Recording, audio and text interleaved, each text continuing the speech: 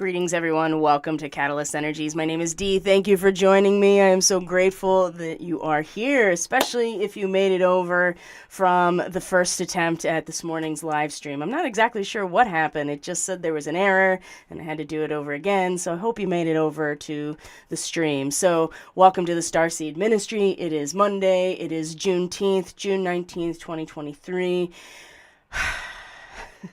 We have some things to talk about today, so I hope everyone is doing well as you can, taking good care of yourself and the people that you care about the most who are around you.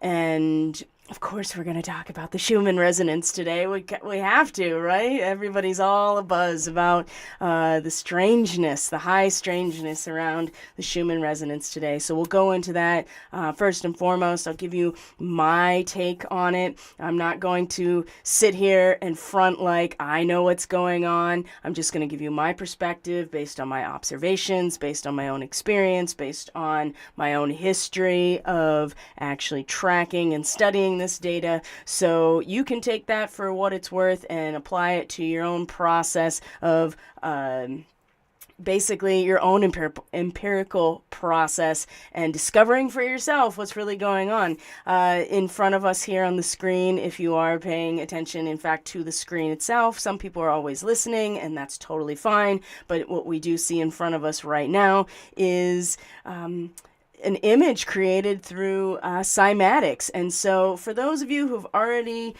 taken or listened to my presentation about sound and cymatics, this is, you're already primed and ready to go to start using that information to draw conclusions on your own about the information I'm going to present to you today, especially about what the Schumann resonance is doing and all of the things kind of tied into that. So if you're not familiar with cymatics, don't worry. We're going to do some Wikipedia searching today just to give you a little nudge and a little push into researching some of these things for yourself, truly for yourself, and not relying on what other people are telling you what is, when in fact they are just presenting in either an opinion or some sort of, maybe implanted thought form that leads them to think, oh yes, my guides told me exactly what was happening. So it's always a good idea to proofread or double check those types of insertions, if you will.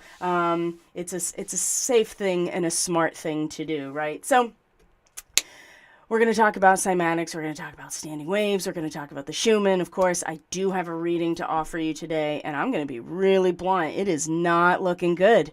And it's not looking good for those that this reading will be addressing. It may not necessarily be those of us who are participating in this live stream. And of course, feel free to drop in the live chat if you're here with us, and also in the comment section if you are not here on YouTube, if you're not part of the live chat, and that's okay if you're not.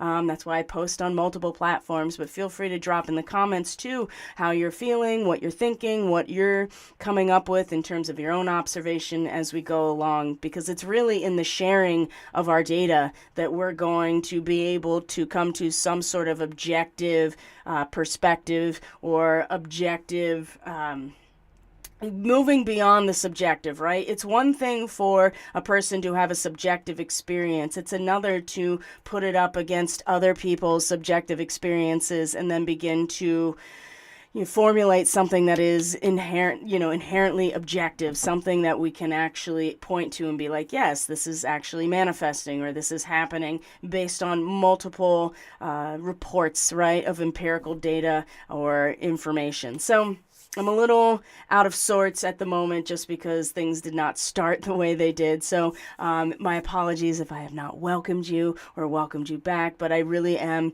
very grateful that you're here and that we can go through this information together. I hope you had a decent weekend. We are just post new moon, which was exact this weekend in a square to Neptune. So if you had the opportunity to listen to the Gemini new moon forecast, there was a lot of good information about the new moon, even if you aren't a Gemini identified person. And of course, the Starseed Fellowship, you got your weekly report. You'll be getting your weekly report again for this time period. But We'll talk a little bit about the astrology of today. There's a pretty big transit that is exact today that has to do with Jupiter and Saturn. Speaking of Saturn, Saturn is now stationed in its retrograde, so it feels to me that the judge is deliberating in terms of judgment, right, as it goes in its retrograde. And so when a planet is retrograde, it looks like it's moving backwards in relation to us and our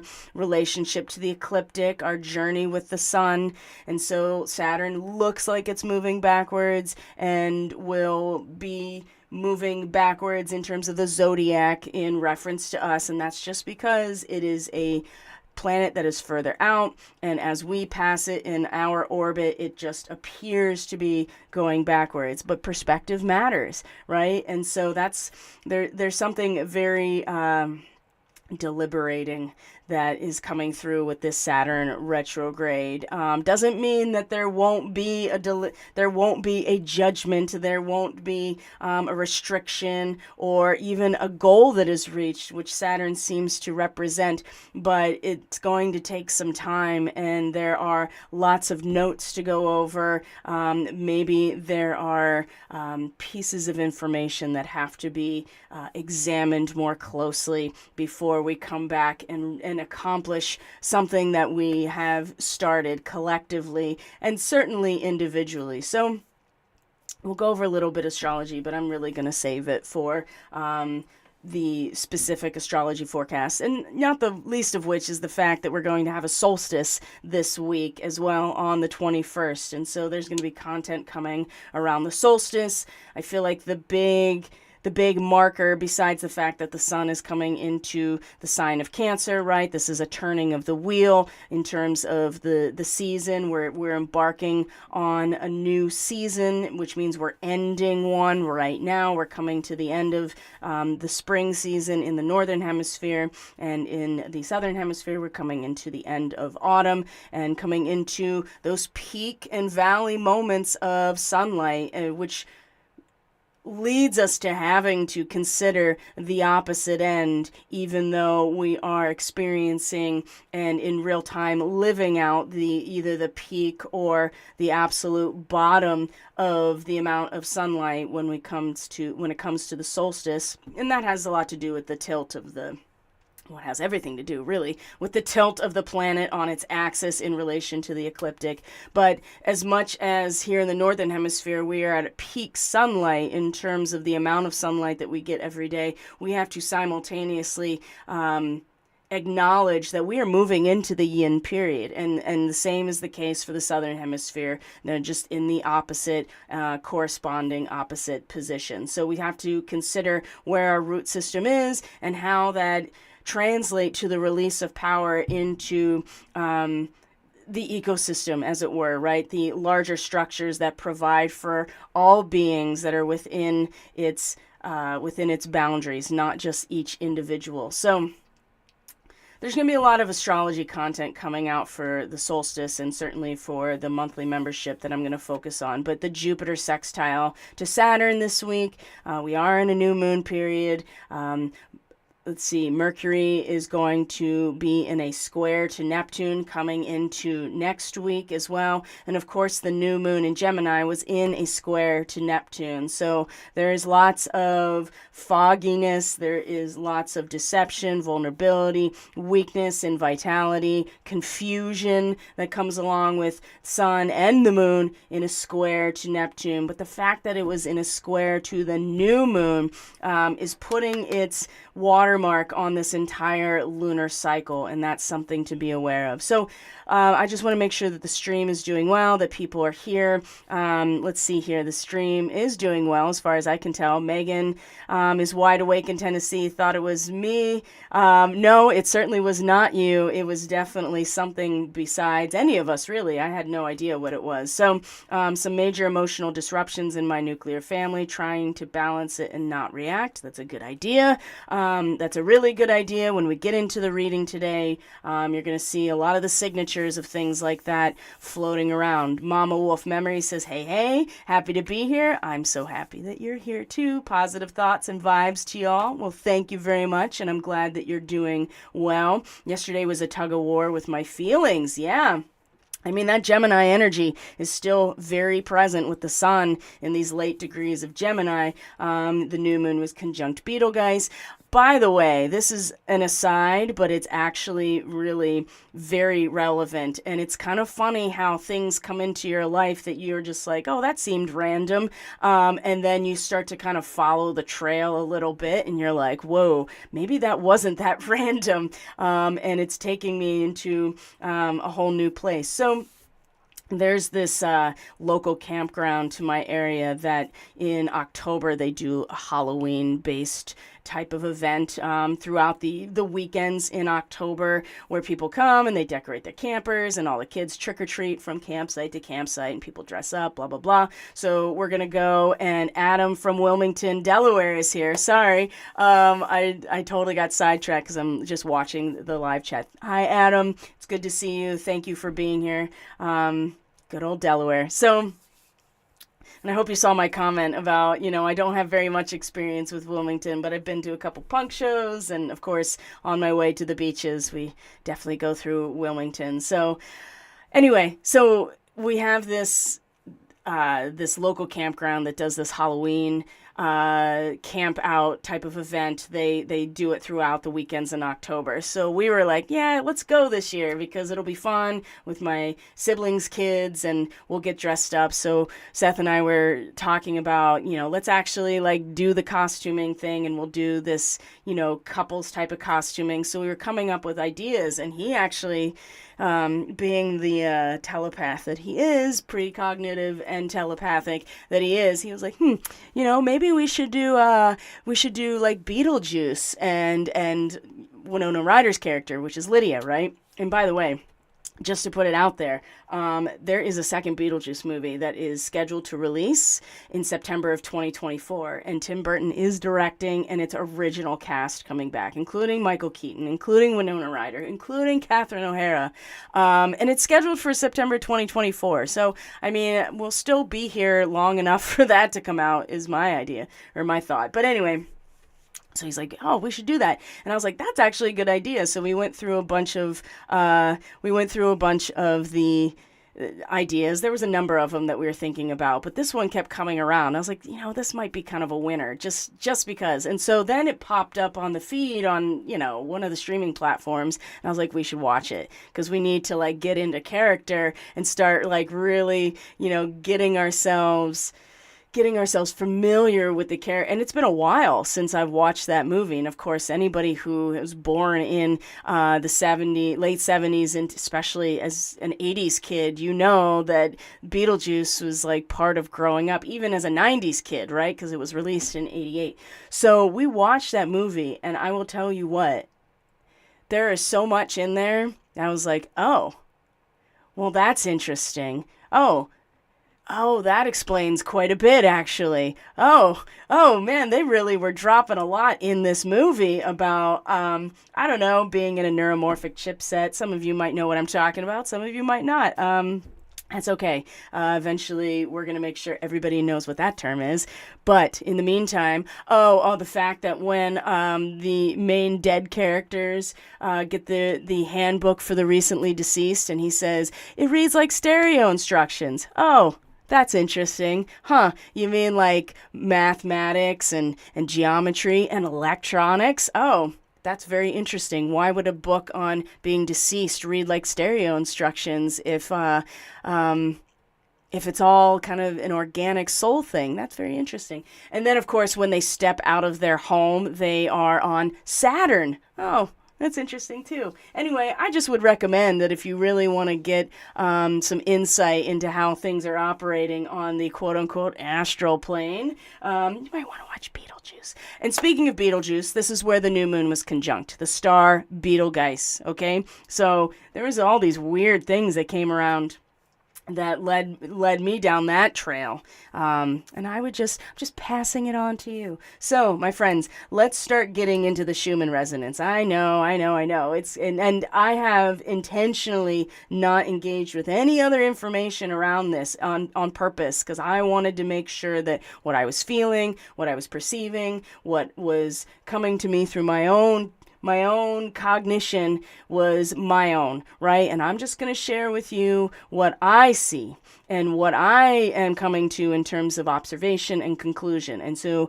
there are a number of different things out there, I'm sure, that people are going to be presenting and projecting in terms of what this is, but I'm just giving you my perspective based on all of those particular experiences, right? Personal experience, the fact that I've been studying this for a number of years. And then specifically for those of you who have been part of the Catalyst Classroom and you have already listened to and watched the presentation about sound and cymatics, that was a great primer to start understanding how these things may be presenting themselves in real time in physical reality. And as we're going to see with the reading today, the axis of energy, the vertical axis of our energy, of ourselves, right, where our power is coming from and released, is all earth. It's all earth elemental energy. And so it is very situated in the nuts and bolts of physical material physics, okay? And just like cymatics, right? There is nothing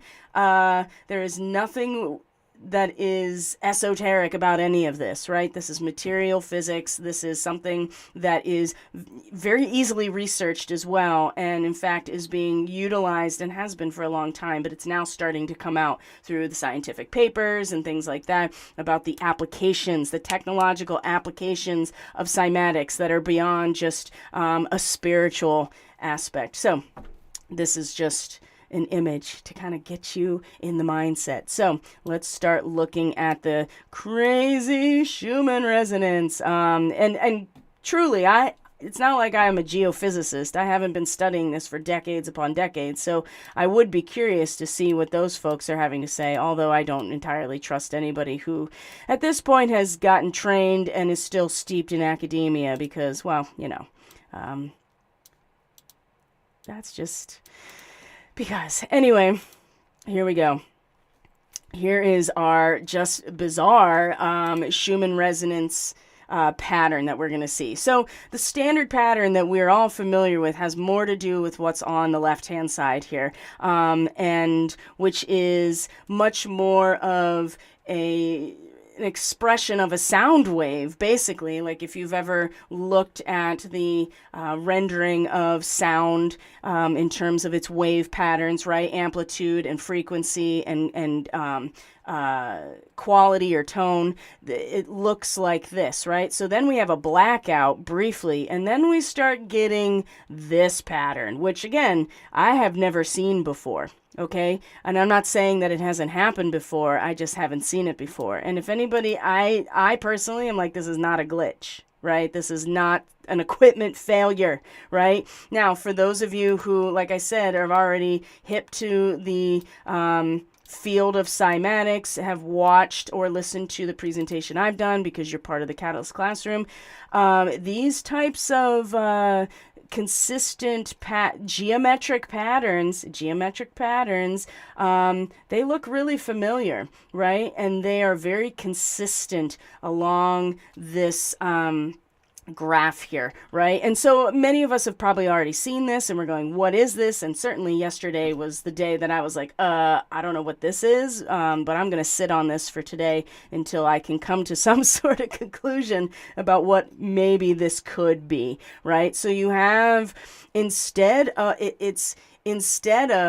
the normal longitudinal expression that we usually see kind of up and down in the Schumann, we now see a very distinct horizontal latitude-based movement, right? A lateral and horizontal, right? Now, if you remember from last week when I had the image of the background of the gradient wave, and I talked about, oh, look at the gradient wave and how it moves in a very specific directional pattern, right? Kind of like that sine wave that moves in time and space, but it's distinctly moving across that horizontal plane. And this is what we're seeing right here. We're seeing a consistency in that way. And then as we, up top here in these top levels, it's very much the white, the white bars. But now we're seeing a consistent band of it across. And then as we go down in levels, you're going to see very consistent geometric patterns that are being expressed. That's really, really interesting. So if the Schumann resonance is mapping or monitoring and then showing us the amplitude and the frequency of the wave function of the electromagnetic field, now we see actual geometric patterns that are being created as a result of the frequency and the amplitude of the electromagnetic field, and known as the Schumann resonance. That is really, really interesting. So also too, if you have any ideas or somebody's told you that this means something in particular, feel free to drop it in the chat or in the comment section just to see like what is out there. What are people talking about? Like what are their perspectives? Because I really just don't know, because I haven't actually engaged in anybody else's content around this other than myself in the last 24 hours. So what I'd like to show, just to give you perspective on what's happening with the solar weather, right, is that it's not that outrageous, that's for sure. And there hasn't really been much going on until kind of recently. And in fact, when we'll look at the seismic activity, because boy, that upticked. And that does seem consistent with what the solar wind has been doing, which is it's been really quiet. And then Thursday into Friday, it went up into geomagnetic storm conditions, as you can see on this graph with the yellow bars.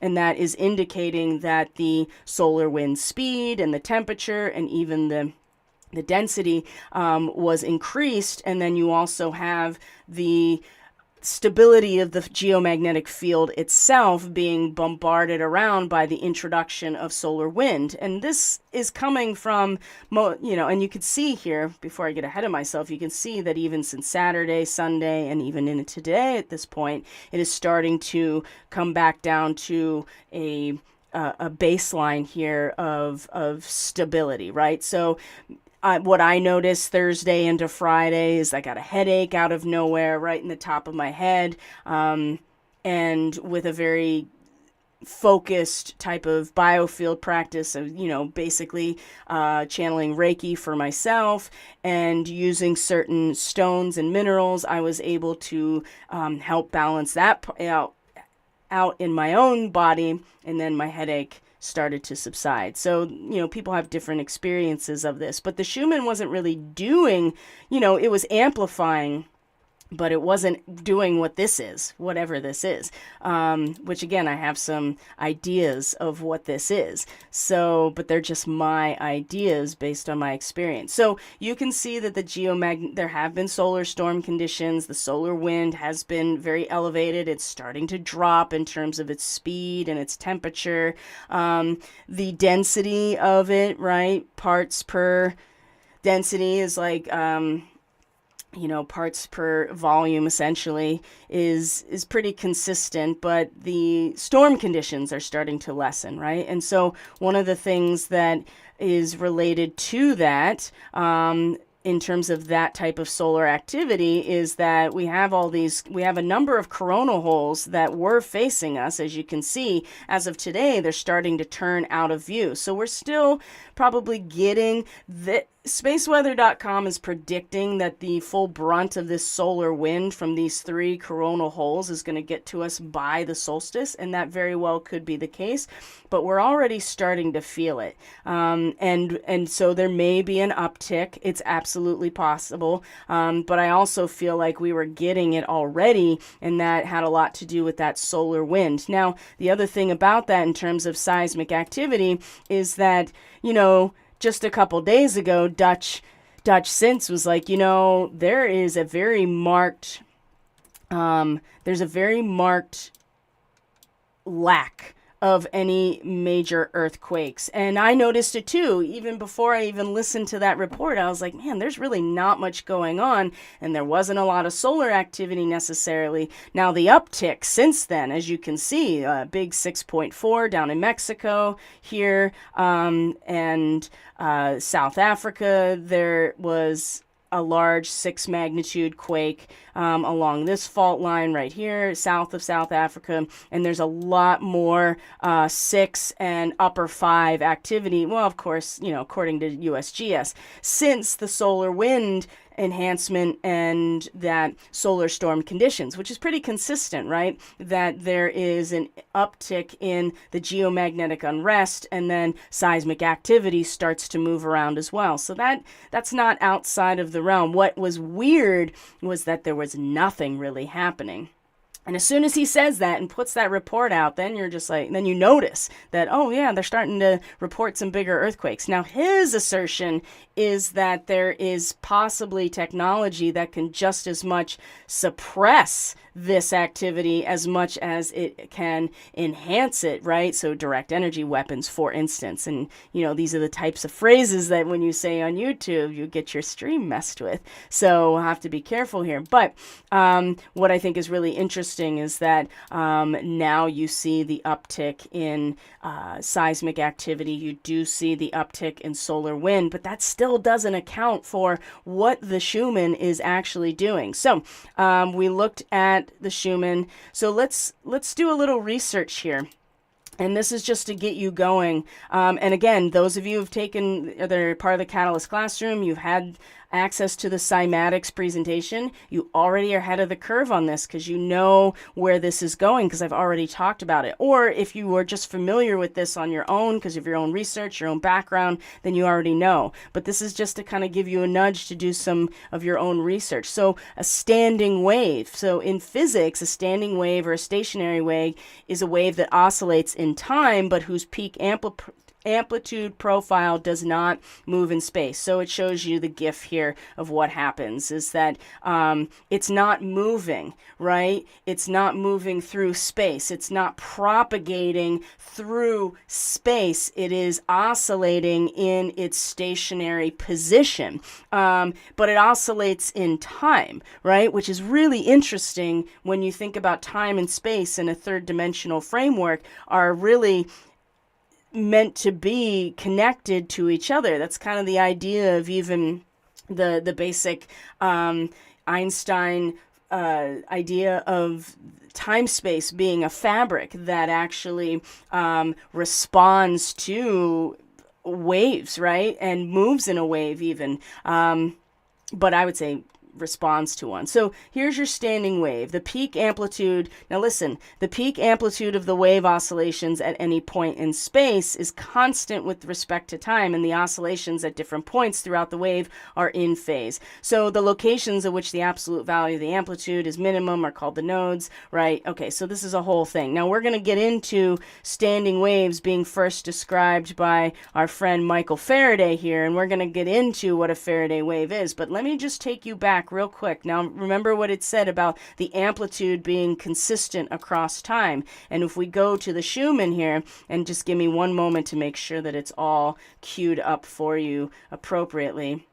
It looks to me like this amplitude, which is up almost to 200, which is even higher than it was last week when it did this really large spike up to like 120. Looks to me like this amplitude is sitting at a consistent place over time. So are we dealing with a standing wave here, as opposed to your standard sine wave that is propagating through time and space. A standing wave propagates through time, but it does not propagate through space. And look at this amplitude up here that is consistent. And you can see that across the board. The amplitude is consistent. So if you look at these things here, these don't really right away translate to what those incredible geometric patterns in the graph itself look like. What else are we looking at? The other things that really come off as really strange is the frequency of the Schumann itself. Same basic idea here, consistent. Then you have this upswell in frequency or the pitch. And it's kind of hard to see where everything is, but even the red line is doing some weird and funky things that I've never seen. And I've been looking at the Schumann resonance for years now on a daily basis, and I've yet to see any of this. And I just don't... I'm not the one using the equipment, so I don't know, but this is more consistent with a standing wave function rather than some sort of glitch in the equipment. So let's go back to the actual, because I want you to look at these patterns, okay, before we get into the Faraday waves and third dimensional Faraday waves. Now look, these are consistent geometric patterns that move along in succession here, okay? And they change, and they have different patterns, okay? And again, if you've taken the cymatics presentation, you know exactly where I'm going with this, right? I would hope so. So here's our standing wave, but now we're going to type in Faraday waves, okay? And we're going to look up the Wikipedia of Faraday waves, okay? So Faraday wave or Faraday ripple is a nonlinear standing wave, right, that appears on liquids enclosed by a vibrating receptacle. You could think of, now it tells you what Faraday waves is: a vertically oscillating piston. If a layer of liquid is placed on top of a vertically oscillating piston, a pattern of standing waves appears which oscillates at half the driving frequency. Blah, blah, blah, blah, right? Let's see here. Oh, Faraday waves also explain the fountain phenomenon on a singing bowl, for instance, right? If you put water in your singing bowl. Now, there's something very in particular that I want to share with you about these standing waves. Application. Now, look at this. Faraday waves are used as a liquid-based template for directed assembly of microscale materials, including soft matter, rigid bodies, biological entities like cells. Unlike solid-based templates, this liquid-based template can be dynamically changed by tuning vibrational frequency and acceleration and generate diverse sets of symmetrical and periodic patterns. Tuning vibrational frequency and acceleration and generate diverse sets of symmetrical and periodic patterns. Diverse sets of symmetrical and periodic patterns. Diverse sets of symmetrical and periodic patterns. It looks like a standing wave in the Schumann resonance rather than propagating through space and time, which it normally does. It is a standing wave, okay? And what is creating that? Because I don't think that's natural. I don't think that's natural. Well, it could be natural, I suppose, if you think about the center if the center of the planet is in fact a plasma core, as Dutch Sins likes to say. Which is not a solid, right? It's a plasma core, and as many of you know, plasma is the fourth state of matter that is basically unconnected, or protons, charged particles like protons and electrons that are not actually bound together into any kind of atomic structure. That's what plasma is, and it generates a magnetic field. Plasma does. It has a current, electrical current moves through plasma, right? So whatever's going on, what I see here is a standing wave or a Faraday wave. And you can assemble, if we go back, right, assembly of microscale beads on Faraday waves, just like cymatics, right? So you have a type of material, a microscale bead, for instance, in a membrane, and you vibrate the membrane, and these shapes will be generated based on the frequency that they are interacting with. And as the frequency of the plate changes, the actual geometric configuration will also change, right? And so using sound to change the way that these microscale beads are configured, right? And cell membranes, and this is not new. The idea of sonocytology is not new. In fact, that it's something that is actually being used technologically in the medical field right now in order to determine the types of cells, the types of cells that are healthy and the types of cells that are not healthy. And so this is very much being applied in the medical field and has for a long time. But a standing wave or is a Faraday wave, right? It's not oscillating through space. It's only oscillating through time. And that's what I see. I see a standing wave in this rendering of the Schumann resonance. What that means? Well, I personally feel like it has something to do with the gradient wave coming through and having an interaction with all of the other just the way everything is situated. And then you have the uptick in solar weather, you have the uptick in seismic activity, and then you have this standing wave or this Faraday wave that is being expressed through the Schumann resonance. I think that a lot of things have come into this one central point here to create whatever this is. Now, how this is going to express itself, what it means, I don't know. I really don't. I have some ideas of what it could be, but I think what we're seeing is the rendering of the standing wave that is created through this gradient wave coming through. That's what I think. I'm sure that lots of people have lots of different ways of describing it, or they have their own view of what this is, but that's what I think this is what I think this is. So what I'd like to do now is move on to the reading, but I also am going to, let's see here. I'm going to take this out of the way for a minute. I'm going to bring up the reading, but I want to check in with the stream here and see what people have to say, if anybody has any comments, any questions, any perspectives here. So, light grids and lattice work. Yeah, but whose light grid? So the harmonic coherence must have gotten not just intense, but clear in its resonance. I to stabilize that for so long, like a pure, clear, loud harmony for few notes. Yeah, I totally agree with you, but who's actually doing it? That's what I'm trying to say. Sound particles act like waves, do they? No, sound particles respond to waves.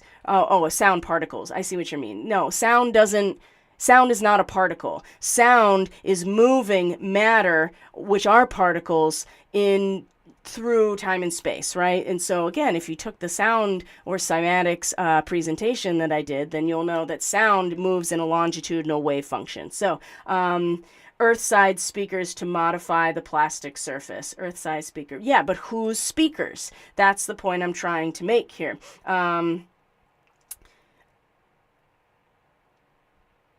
The plastic, it doesn't have to be plastic. The membrane can absolutely be liquid, right? And in fact, that's what is the basis for Dr. Emoto's work when the hidden message is in water. It is not, and the cells are full of liquid with a membrane that is made out of lipids, right? I mean, the membrane of a cell is fat-based in terms of what it's made out of, right?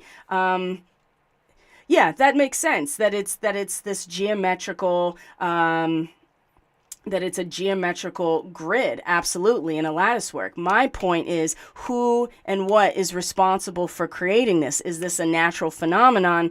And I would say with the reading today, I mean, if you are under the impression, and I'm not trying to dissuade anybody from their perspective, this is my channel and this is my perspective. So, based on the reading, I would say that whatever just has been implemented and the structure that we are now seeing in terms of vibrational frequency of those gradient waves coming through, whatever it is, right? We're going to have to live with the outcome. It is not something that can be reversed. It is not something that can be stopped. We are now seeing the actual evidence of it, at least vibrationally and frequency based. And we're going to have to be very clear with ourselves. The fact that this new moon was in a square to Neptune, I don't know if I could even possibly overstate how important it is that you are really clear on your intention,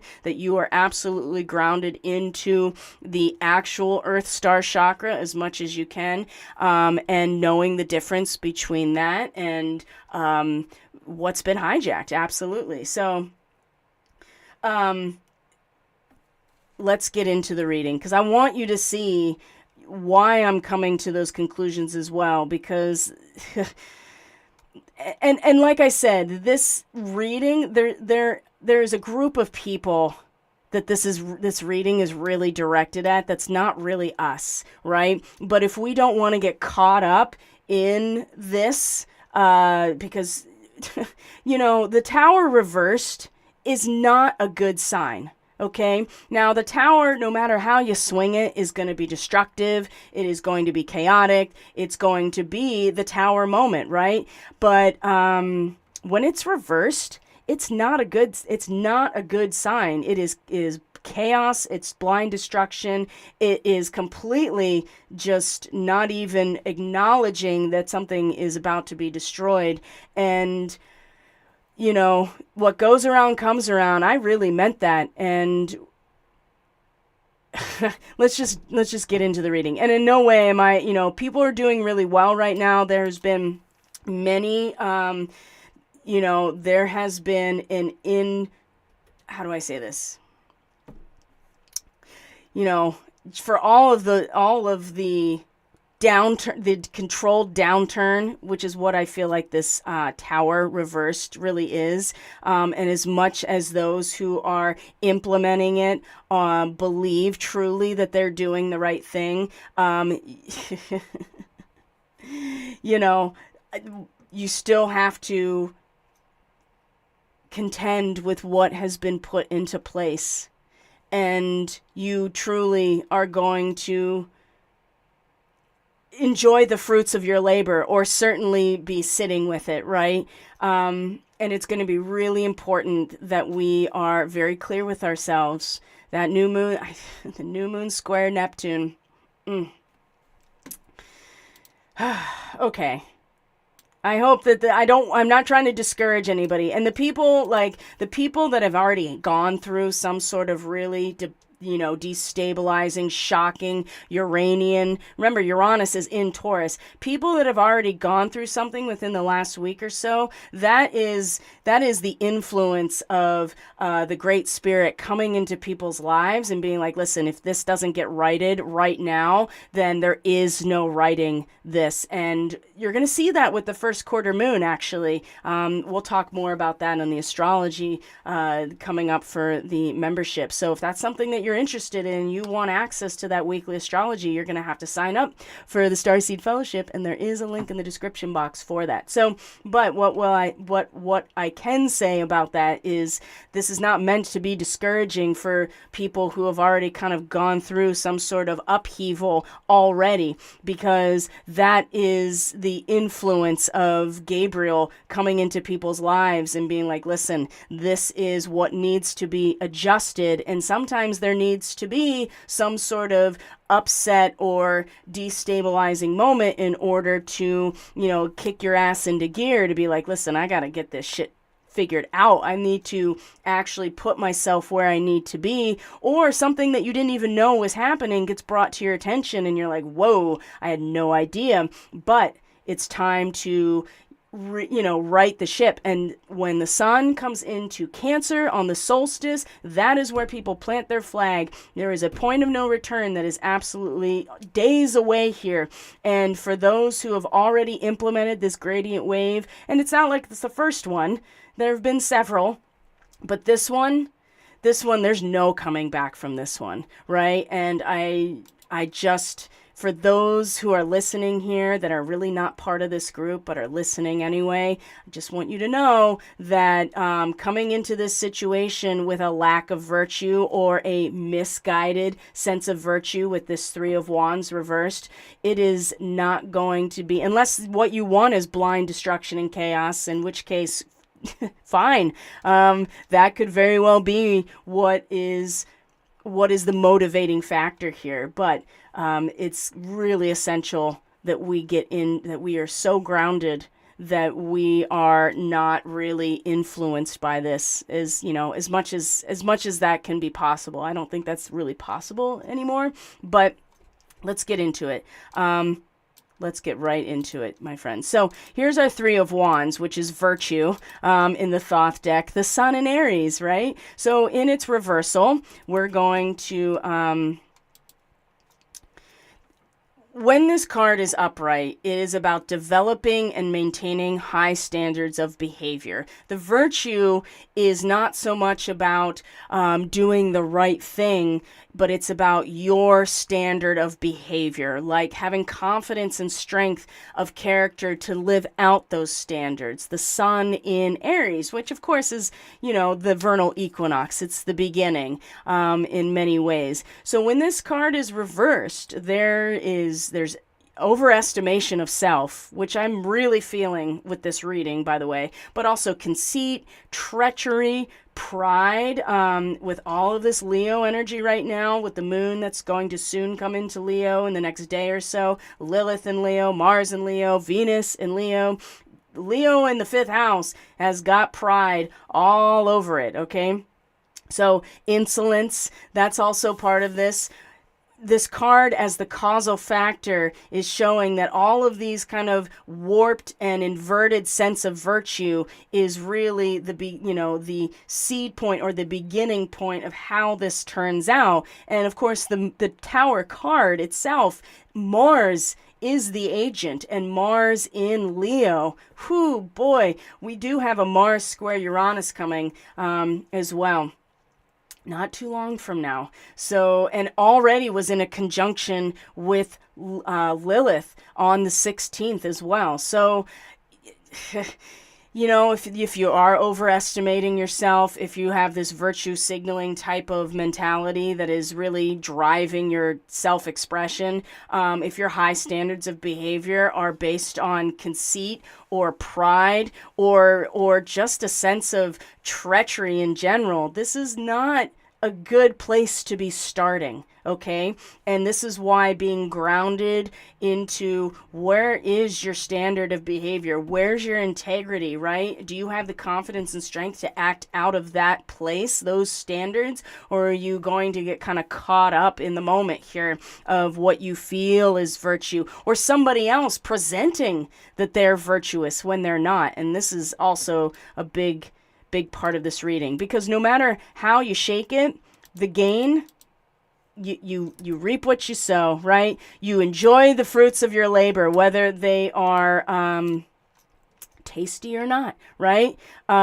You can be so self-satisfied with material gain. This is the dark side of this card, by the way, this 9 of discs, or Venus in Virgo, that you forget about everything else. So what goes around comes around, and that is the essence of the 9 of discs. Everything that you have put into what you've been cultivating, and this whole reaping what you sow, you have to actually experience it with your senses. That's what Venus represents. So we have set in motion a plan or a project, and it is now reaching a point of completion. Didn't we already talk about that actually last week as well, that type of completion allows for new new renewal. Well, for those of us who maybe embraced that already, we're doing okay. But for those where this lack of virtue or this overestimation of ourselves or some sort of conceit or pride is coming into the moment, you still are going to have to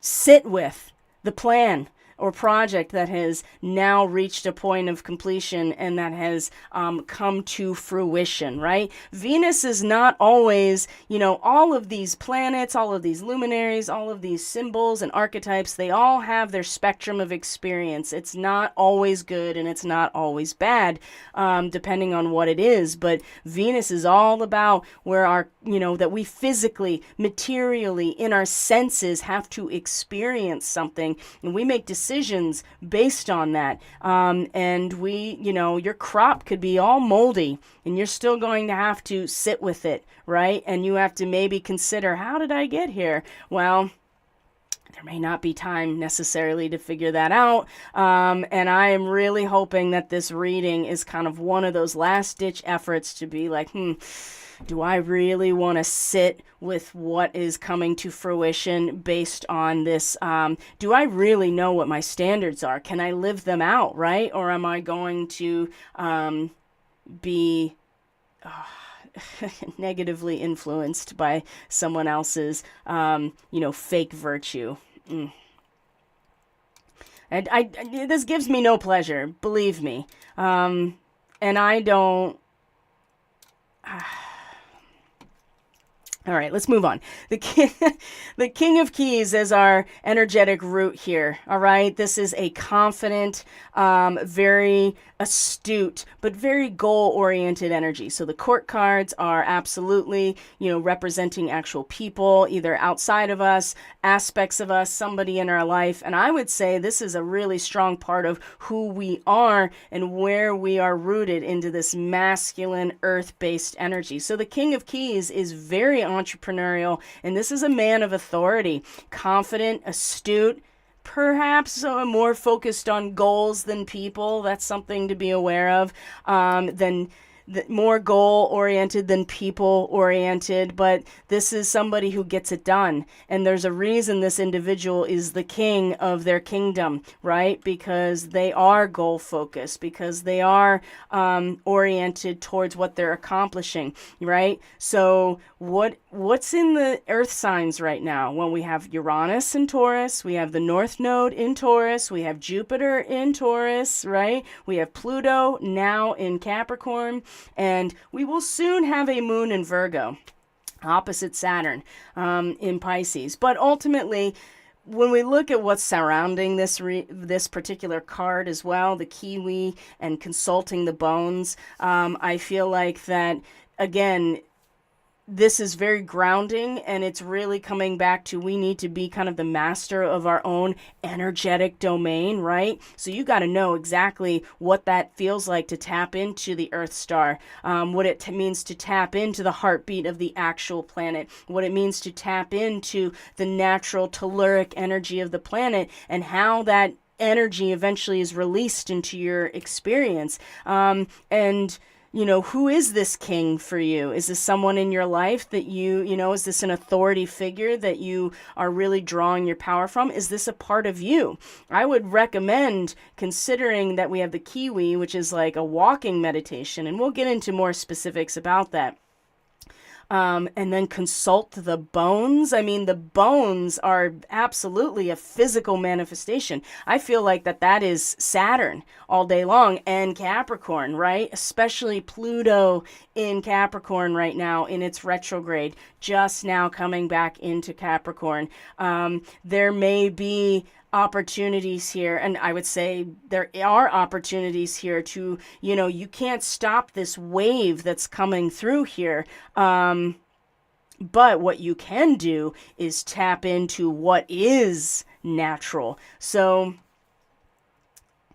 who is this king, though? I think it's really important that you find this part of yourself and realize this is where you can draw your energy from. And we'll look at these cards more directly when we get to that point. I'm just pointing out here that this energy is surrounded by a bird that walks on the ground, right? So you have that transcendent spiritual perspective of the bird that is grounded and is walking and is very much connected to the physical living earth, right? Again, Taurus, that is Jupiter, that is the North Node, and that is Uranus, all in Taurus right now. And then consult the bones, right? So we'll get to that. We'll get to that specific card and really look at it, give you a chance to look at it. So this is not new to many of us, the three of you. Now, if you're new here, then maybe it is, but from the Akashic Tarot, we've seen this card many times. We know what this card is, the Three of Keys, the chess game. So when this card comes out, especially in terms of what we're aware of consciously, where our power is being released, is it being released into the chess game? Are we still locked into the back and forth of, the two sides on the chessboard? Are we still releasing our energy into the political and social conflict? Because it's just going to get more difficult in terms of our interactions in these settings if we are continuing to release our energy into the chess game. So of course, even though there are two delineated sides, many people are really just out for themselves. And so there's deceit that's present, especially with the new moon in Gemini, square Neptune in Pisces. Deceit is present, and you may not be at all certain about people's motives. Please just consider that, even just briefly, about anything that you just kind of take for granted. It's time to take a step back, no matter how challenging it is, to maintain your inner peace, right? Now, two people on this live chat already said that they had turmoil and upset and tug of war with their own feelings over the weekend. This is a great way to take this energy and apply it to something very personal. So to find your inner peace, to not participate in the tug of war necessarily, but to be an observer, to witness what's going on. You may not be able to physically leave a situation, but allow yourself to observe. Take a step back and observe. Look at what's going on. Look at how people are serving their own agendas, although they may actually be projecting that they are serving one side or the other. So, and you don't want to get pulled into the participation or the deception around that, because it takes you out of your center, right? And it's not to say that there's nothing valuable about the Gemini aspect, but this card is pretty clear about this chess game and the political conflict or the social conflict, the personal conflict that it's involved, and that you as an individual, we as individuals, we may want to take a step back and observe what's going on rather than give our energy to this conflict. Because where this is going, as I've already mentioned, with the Tower reversed, I mean, in and of itself, it's a difficult energy of the Tower. It's number 16 in the tarot. It is ruled by Mars. It is, the breakup of structures, right? And a lot of times when this card is upright, it's a difficult moment, but it leads you to some sort of awakening or awareness, or just how tenuous it all really is. But when it's reversed like this, it is blind destruction. It is chaos for the sake of chaos. And you may just be in denial about all of these things, or that change is occurring, or in denial that, the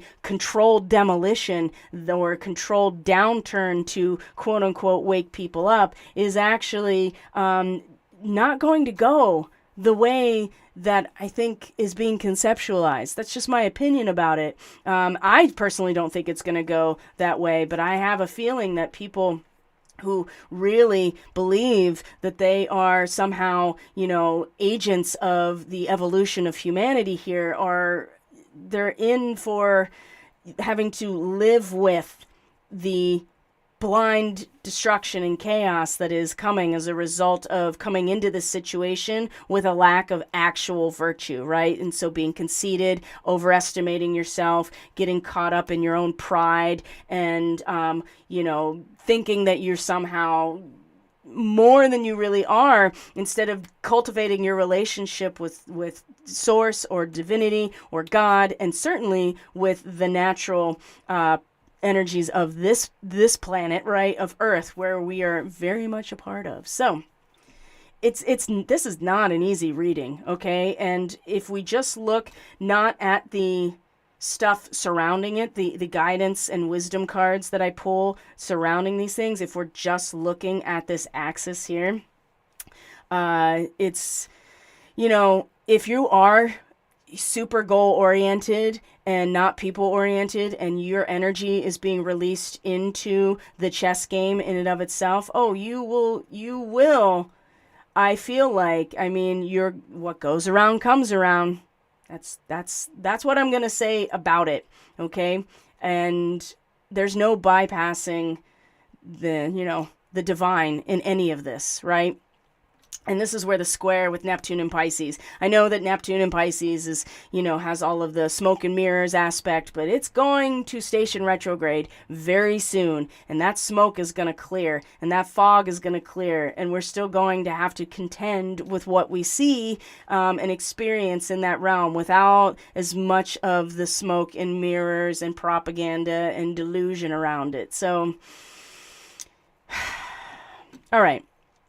So here's our Kiwi. It says, do a walking meditation each day for the next week, right? So this is not a terrible thing to do, right? To get into that space of meditation and movement, right? That you're completely intentional and aware of every single action you're taking. Of course, when you walk, you are utilizing the contrast of the both sides of your body working together in order to do something, which is move, right? So the Kiwi as well is about being grounded, right? The bird that is on the ground. It also has to do with safety and speed, because this Kiwi is moving around very quickly, is able to get where it needs to go. And so there's a quickness and there's a sense of detection, because you are low to the ground. You are paying attention to what's right in front of you, and you are able to get out of the way.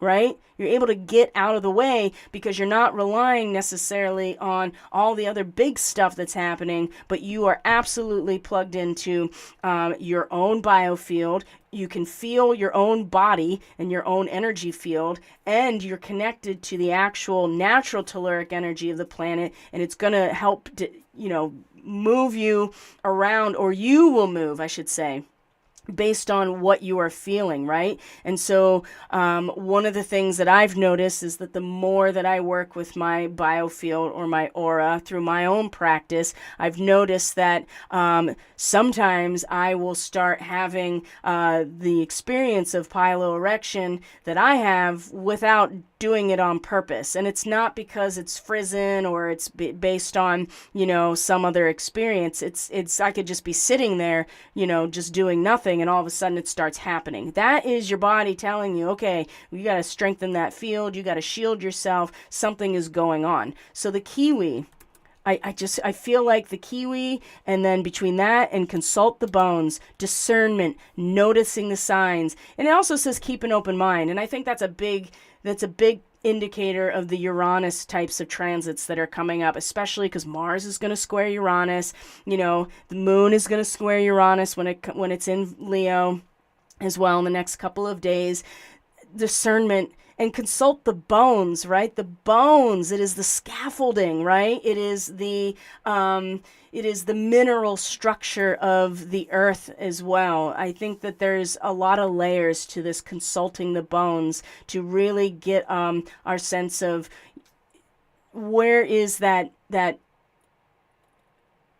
king of our own kingdom residing within us. Who is that king for us, right? What does that energy represent within us? And so that we can ground there. And so if you need to do some sort of walking meditation, if you need to get into your biofield practice more consistently, if you need to just pay attention to the more subtle energies so you're not getting caught up in all the other stuff that's going on, this is a good reminder right here. And again, discernment. And it's just a word that gets thrown around, and we have to practice it. And it's not going to necessarily come from the mind, which is really difficult right now because Mercury is in Gemini, but we can process information very easily because of that. So, okay. And then when it comes to now this is called the Dark Matter Magician, but it's reversed. It's reversed. And when this card, it's already a difficult card when it's not reversed, right? Psychic attacks, parasites, bad juju. We all know what that means in different ways. But when it's reversed, one of the things it says is manifesting your own demon or projecting negativity or being possessed. Okay? And the Mountain Goat, which is a very Capricornian card, and this is where Pluto is right now, something out of balance in your life. So do whatever you need to do to correct it. If I would say that being hyper engaged in the chess game, believing that you are on one side, the right side of some sort of situation necessarily, on the political or social scene, is going to amplify this lack of balance, and you may find yourself, it's not even about parasites or psychic attacks, you're manifesting your own demon. It's like you become well you become a vessel, right? And that's what possession is, right? That's neuromodulation in a nutshell, is basically possession, right? That you can be through neuromodulation, you can be inhabited, or your behavior can be modified through the Internet of Behaviors, for instance. Now, this Mountain Goat is about getting whatever it is out of balance, and because we're talking about something very physical, right? Because the Mountain Goat does relate to Capricorn, right? This is something in terms of your physicality, your health, and the state of your own well-being is out of balance, and it needs to be addressed. And I would say that with the Three of Keys, with the Mountain Goat, and then you have this Dark Matter Magician surrounding it as well, I would really, really recommend that you become more sensitive and aware to where not only your power is coming from, but where it's being released into. If you are giving your energy and focus and awareness to the chess game in and of itself, there is an out of balance because you're getting pulled to one side or the other, when both sides are, have nothing to do with us, right? We're the collateral damage. We're the cannon fodder. We are not in this chess game. And some people may feel like they are in this chess game, or that they are the player of this chess game. But this Dark Matter Magician says otherwise to me. So this is a really difficult reading, and I don't like to give these readings, but at the same time, it's really important that we are being real with what's going on and maybe considering a perspective perhaps that we had not considered before, especially those of you that are like, what's a gradient wave? I don't even know what neuromodulation is. I think it's important to consider some alternatives, and again, be very aware of where your energy is being placed, because it may not be where you want it to be. And for those who are coming into this situation with a lack of virtue, what goes around comes around. And if what you are attempting to initiate or to bring about is some sort of controlled demolition, I would really caution you to consider that maybe you don't have as much control over this situation as you think you do. And again, here comes that Dark Matter Magician. More than a psychic attack, right? You are basically leaving yourself open to being the agent of some other being's agenda that is not what you think it is. So, and I know that might be cryptic, but some of you know what I'm talking about here. And we just want to stay out of the way, honestly. And I'm not saying stay out of the way like you can go hide in a cave for a while. I mean, we really have to be very clear and grounded in terms of what to expect. Because once this solstice comes about, which it's just days from now, the turning of the wheel, right? You bloom where you're planted, right? And you put that root system down, and you're not moving away from there. And it's going to be really important that we all know exactly where we're going to be planted, where we're going to plant that flag, where we make a symbolic symbolic act of allegiance, whatever that is. And I hope it's to, however you identify divine source, great spirit, God, whatever that means to you, I really hope that's what it is, because anything else, it's not going to go the way you think it is. Well, maybe it is, and that's what you want, is blind destruction and chaos. So for the rest of us, though, I think that we could stand to just be more discerning, put that energy and time into getting grounded, because that's where we're going to stay. That's going to be where we draw the waters of our own soul into our experience, just like a plant draws the water through their root system. And that's the whole theme of the sun coming into Cancer, or into conjunction with the nadir of the astrological chart. This is where you are rooted. So I just briefly going to go into, we're just briefly going to go into, if I can find it, the window of the, there we go, window capture.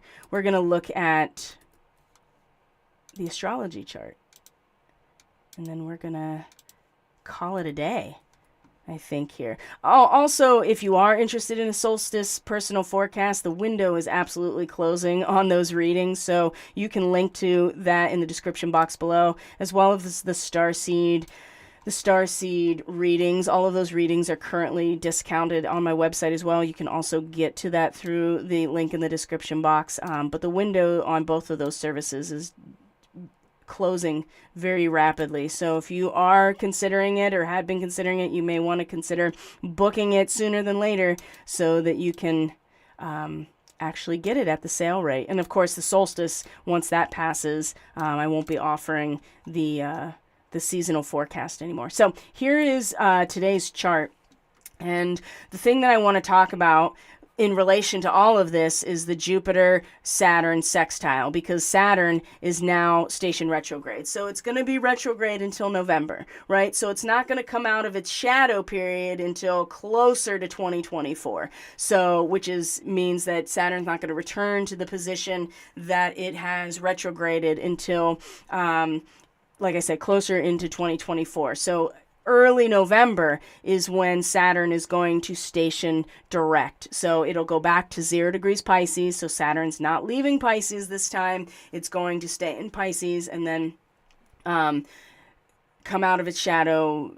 I haven't looked up exactly when it's going to happen, but I know it's going to station direct in early November. So the judge is deliberating, right? That seems to be what's going on. And I've actually had some interesting dream sequences in the last night or two that have this imagery. So that seems pretty, at least to me, that's the best way to explain it. It doesn't mean that the facts aren't all in. It doesn't mean that the case hasn't been presented. It just means that the judge is deliberating, going to go back over everything before coming back and issuing a sentence. This is what a judge does, right? And so Jupiter in a sextile to Saturn does indicate an opportunity for cautious expansion. Now, with Saturn in retrograde, it's really cautious expansion, right? Don't get ahead of yourself. There are opportunities that may, and this has been building over the last couple of days, and it'll still be pretty strong for the next couple of days, but it's exact today. Jupiter in Taurus, right? As I talked about earlier. And so there's that King of Keys, I feel like, in this sextile that, you don't want to get ahead of yourself. You don't want to be, because Jupiter is expansive infinitely, right? It's hot air, which is great when you are looking up into the, off to the horizon. It's all big picture. It's wisdom. It is blessing. It is fortune, all of those types of things. But there's no limitation except for Taurus, which is fixed earth. It is the actual material resource and value of existence, right? Whether that is the natural harmonics of life itself, whether it's your currency, whether it is your body in and of itself, your genetics, your own biofield, right? These are part of the Taurus and second house, right? These types of things. So Jupiter is holding the big picture of all these things, and and kind of sets the parameters in some ways loosely, in terms of the big picture of what is valuable, what is meaningful, what has actual resource to it, inherent resource, right? That's Taurus. What is already here, what has been provided by God or the Great Spirit or nature, in terms of resource. It's the soil, right? So there is expansion and opportunities that can be presented to you with a Jupiter sextile Saturn. And it's the Saturn part that is restrictive and responsible, and a sense of framework in terms of the unfolding, as it were, right? There's a specific set of, natural law that Saturn adheres to, which is why there's restriction, which is why there's limitation, because it is not the infinite expansion of belief or synthesis, right? It is something that has a boundary, right? It is the bones, right? The bones have distinct form, and they have physicality to them, but they make up the whole system, right? The whole skeletal system. Very cautious expansion. That is how I'm reading this, a cautious expansion. It's one thing to be able to anticipate what is coming and prepare for it. It's another thing entirely to, put all of your resources into that, as Saturn is in its retrograde now. There is more here to go back over. This system needs to be looked at more deeply, right? Consulting the bones. And this could be like quite literally the bones, right? The bones of your relationship, the bones of your career, the bones of your family structure, the bones of your individual practice, right? Whatever the bones are, it's time to consult them and to really feel into them and know what they consist of. So it's not that there's no opportunity here, and there are opportunities that are going to be presented, no doubt, with a Jupiter sextile Saturn, for promotion, for a sense of more responsibility, right? But the retrograde is what's sticking out to me, of like, it's not time necessarily to charge forward.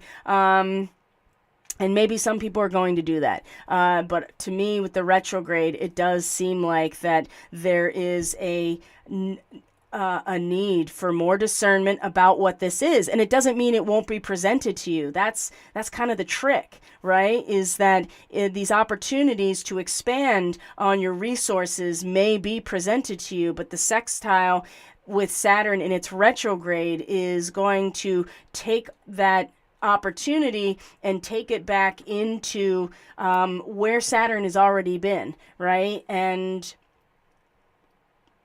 perhaps there will be opportunities later that will be more expansive. So just be aware of that with this Jupiter sextile Saturn. Doesn't mean you can't jump on these opportunities if they're presented to you. Doesn't mean that you won't receive more responsibility or a promotion or opportunities to achieve something. But Saturn in his retrograde is, to me, is a big tell that if you attempt to expand your kingdom beyond your means right now, it may, even if you can expect where things are going, again, consulting the bones, the kiwi, right?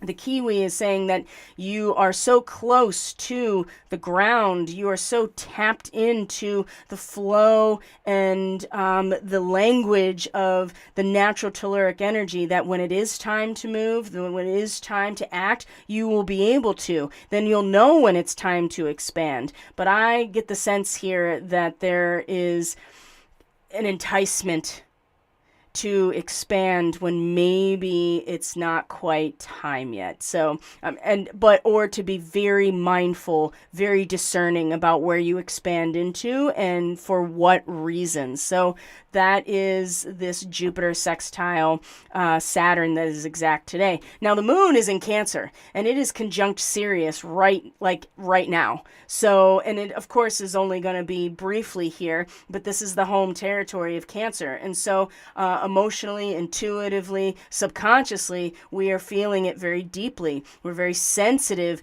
to our own feels, our own sense of emotional security, our character, our self-esteem, and our role as a steward and a guardian of life. And that as a Sirian starseed, right? So you have the fixed star Sirius, which is the dog star, and anybody that has dogs or canines in their lives, you know that they are primarily empaths, right? And they are loyal almost to a fault. And so the moon in Cancer is kind of giving us this deeper, emotional, intuitive, subconscious kind of preview of what to expect when the sun comes into Cancer, and we are now embodying outwardly and in our expression and our vitality and our sustainment, that root system. And so the moon here, though, is giving us a chance to really deeply tap into this place of, what are you going to do with those resources as the King of Keys, right? Are you going again to release it into this political or social conflict,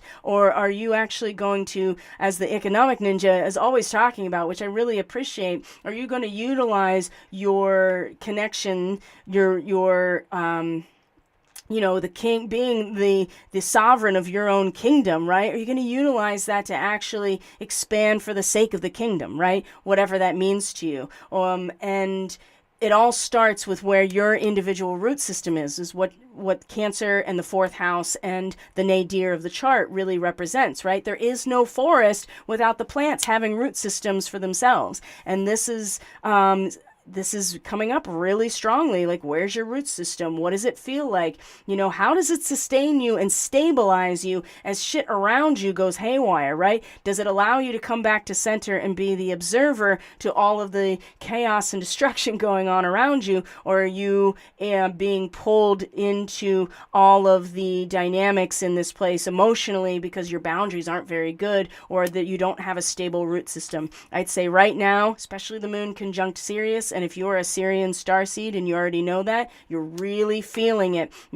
What is my job as a custodian of life, right? This is what the shamans are supposed to, or were supposed to be doing, that they were a steward of their community and their group, and they had a responsibility to be a guardian of life. And that requires such a profound connection to life as your family that it can only be that way. So if you are connected, if your root system is destabilized in any way, if you are feeling ungrounded emotionally in any way, and you don't have that place of center to return to, this is a good opportunity, like I'd say today, even into tomorrow, but especially today, to allow your feelings to kind of guide you and give you a sense of, okay, this is where I feel out of alignment. This is what, and just like the mountain goat, right? You can't actually release your power into something more than yourself if your power is compromised in any way.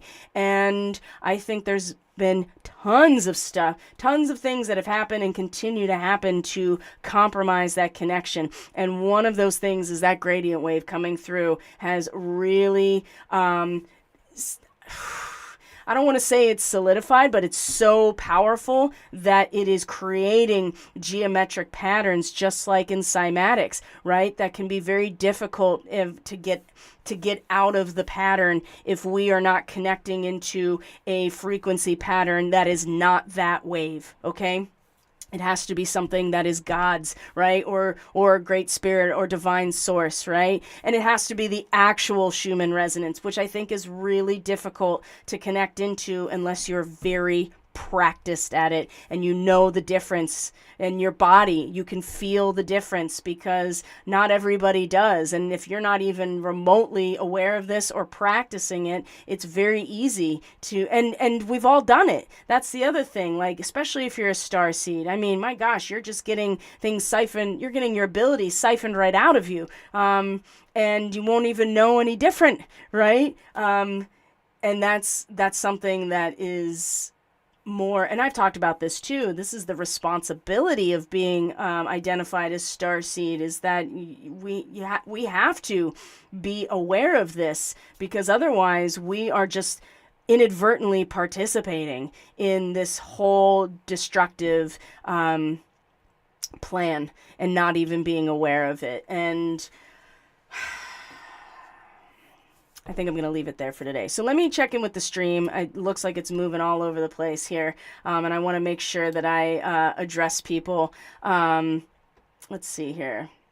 Star T, I had a major run-in with a narcissist at my workplace last Thursday, came out of the blue and escalated within 5 minutes to absolute craziness. Well, that's not surprising at all. My mind was so foggy I couldn't even process what was happening. I'm still so confused about it. It was out of left field. Oh, yeah.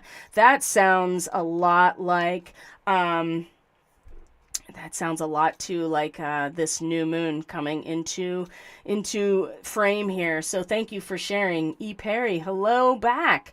Did you talk about the Schumann from yesterday? Yep, you already missed it. It was at the very beginning of the forecast, so you have to go back to it.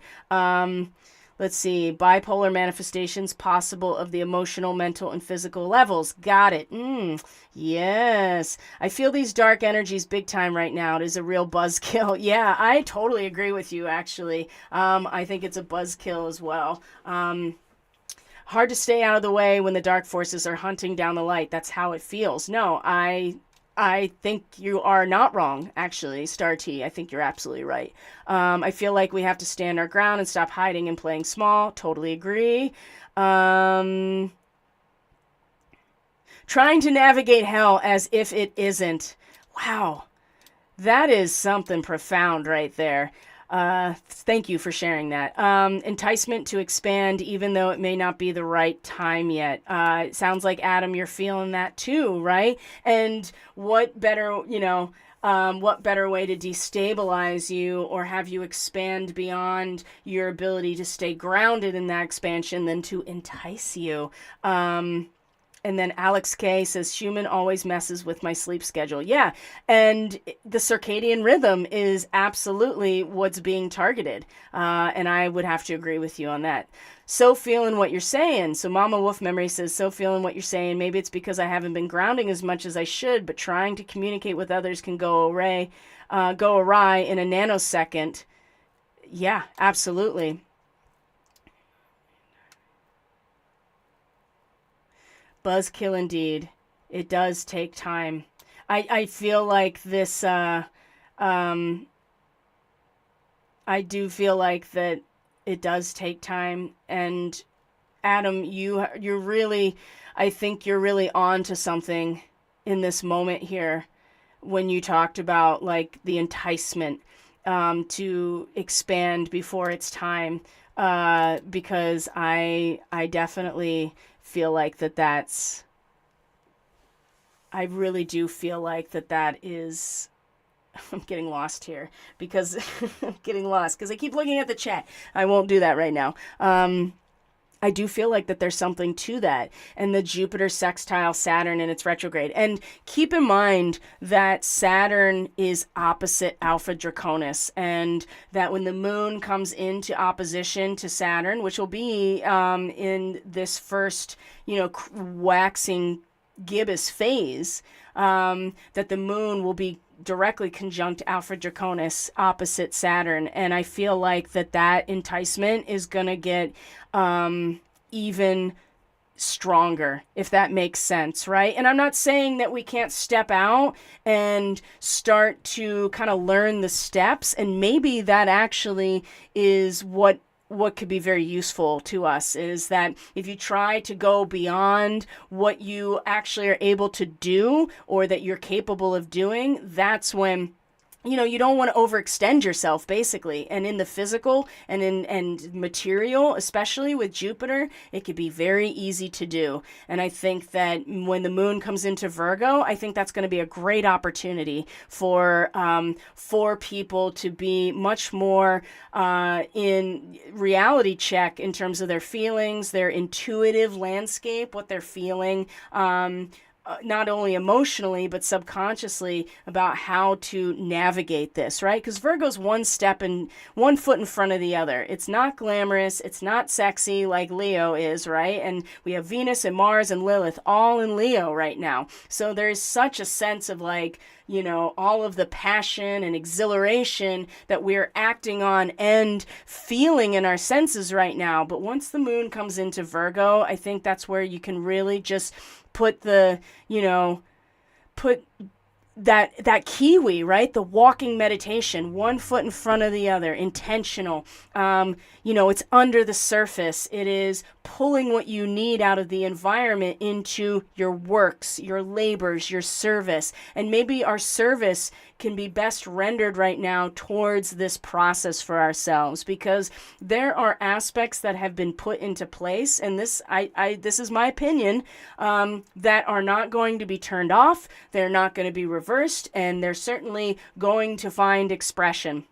So the best thing I feel like we can do in the face of that, within just like Star T said, it's like living in hell, acting like we're not. The more reality check that we can have, especially with the moon coming into Virgo and what we can do with that, I think the better off we're really going to be. And of course, a moon opposite Saturn that's coming is not exactly, a feel-good type of transit. You usually are feeling the worst, you're expecting the worst, you're in a bad mood, you are blaming it on other people. And I'm not saying you as in all of us, right? We're all doing that. And so I feel like the best use of that energy is going to be, you know what, like it may feel kind of negative right now, but the best thing I can do is kind of get into my process right now and have patience with ourselves and a sense of discipline, right? If you rely on your feeling of Leo motivation, you're not going to be able to pull through when you need the discipline to pick yourself up and do the thing you need to do. And I feel like the Virgo moon is really going to help with that right before we get to our first quarter square. So that's something we're going to talk more about for the Starseed Fellowship weekly astrology. So in a nanosecond, the Twilight Zone. I feel like Neptune is making everything so foggy right now. Yes. And when Neptune stations direct, which will be before the next full moon, it will station direct. The fog, it will start to clear. But the fact is, what has transpired during the in that smoke and mirrors is still going to be very real, and it's still going to be very present. And we're just going to then have to contend with it. And some people are going to put their heads back in the sand. Some people are going to create their own smoke and mirrors by getting into their drug and alcohol addiction or whatever, right? It doesn't have to be those things, but something is up. Absolutely. And it's the gradient wave that's come right through. So, and how we make the most of it is really going to make a big difference in our own lives. So, unless anybody else has any questions or comments or anything else that you want to share, I think I'm going to leave it for today. So thank you for all your participation. Everybody in the live chat, thank you for participating. Star T, just let me know when you're ready for our one-on-one and I will get you scheduled. Like I said, I have new responsibilities now, and so getting my schedule kind of evened out again is taking a little time, but I think I'm getting it. So just be patient with me. And of course, if you're interested in the seasonal forecast for the solstice, which is June to September, you can book that through my website. It's linked in the description box below. If you're interested in any of the Starseed readings, they're still discounted, but I'm closing the window on those things very soon because it'll be time to move on to new things. And For those of you interested in learning about biophotonics, the W band, and understanding what I'm talking about when I talk about gradient waves, the next installment of the Catalyst Classroom is going to be coming out very soon, and we're going to talk all about that stuff. So you may want to consider getting involved if you want to, and you can, everything you need is in the description box below. So you can just peruse and see what speaks to you. So everyone, thank you for being here. I really, truly appreciate all of you so very much. Take care of yourselves the best you can. Take care of each other the best you can. I'll see you next week for the Starseed Ministry. And just keep an eye out. Don't forget to like the video, subscribe. Certainly you are commenting, sharing the content. It all signals to our AI overlords that the algorithm needs to be adjusted to spread this out to a wider audience. So with that being said, take care, everyone. May you be blessed by whatever God creator that you identify with. And I'll see you on the flip side, guys. Take care of yourselves. Bye.